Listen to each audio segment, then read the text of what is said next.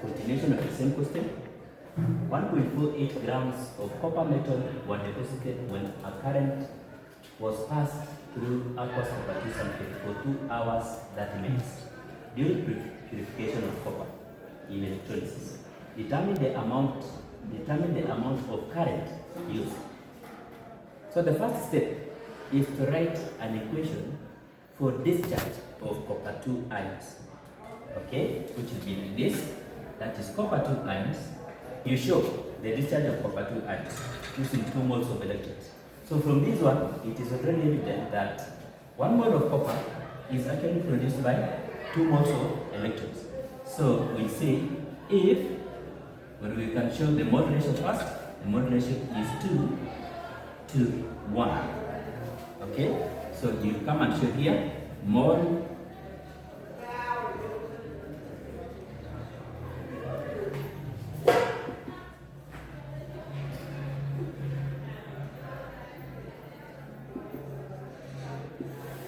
One mole of copper is discharged by 2 moles of electrons. So say if 1 mole of copper is the same as what? 63.5 grams. So you say if 1 mole of copper, which is 63.5 grams, is discharged by 2 Faradays. It's discharged by 2 Faradays. Now we convert these Faradays into coulombs. So 1 Faraday is the same as 96,500 coulombs. So it will be 2 times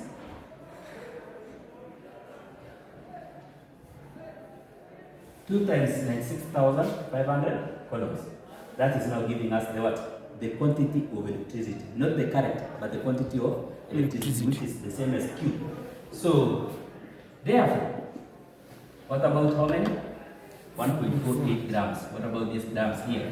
So therefore, 1.48 grams will be deposited by how many? How many coulombs?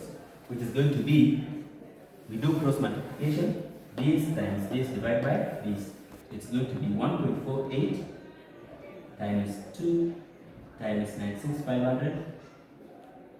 We divide by 63.5 grams, which is the same as 1 mole. 498.2677 coulombs. Okay, but the question does not require us to calculate quantity of electricity. It requires us to calculate current. So you come here and say Q is equals to IT, which is the same as what? IT is equals to Q. What do you mean? Q refers to the quantity of electricity, which is this answer that we have got here. So this is our Q, quantity of electricity, is equals to what? IT. I refers to current in amperes.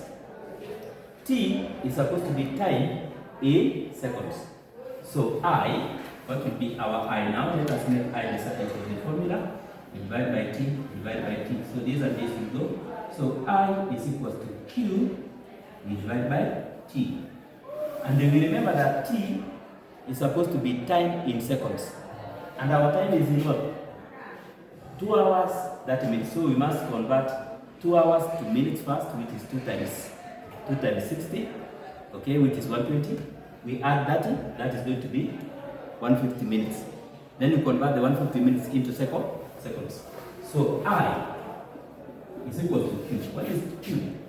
4,498, 4,400,277 coulombs divided by time. Time is 150 times 60, so that our time is in current question.